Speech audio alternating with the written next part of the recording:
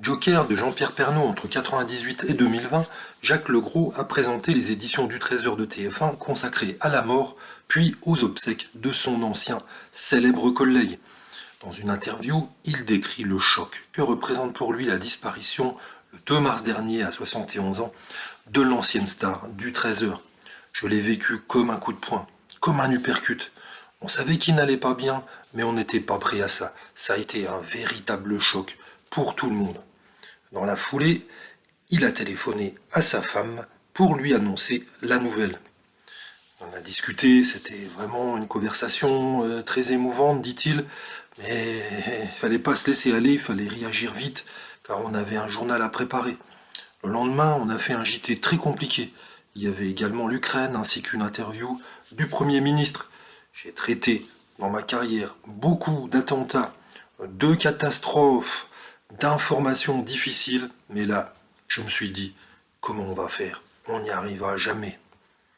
Et pourtant, il fallait bien, à l'heure où retentit le générique, l'émotion de Jacques Legros est palpable.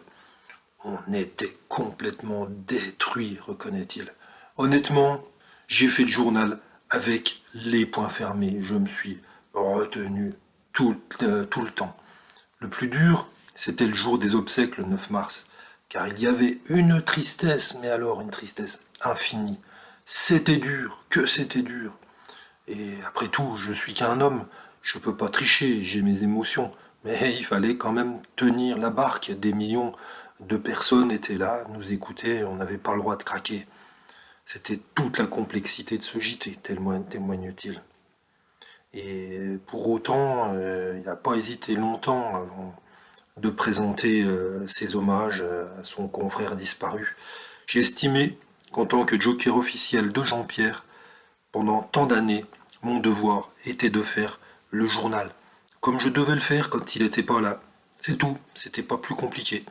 J'étais plus utile à cette place qu'à l'église pour les obsèques, et je crois que Jean-Pierre aurait apprécié que je fasse cette forme de sacrifice.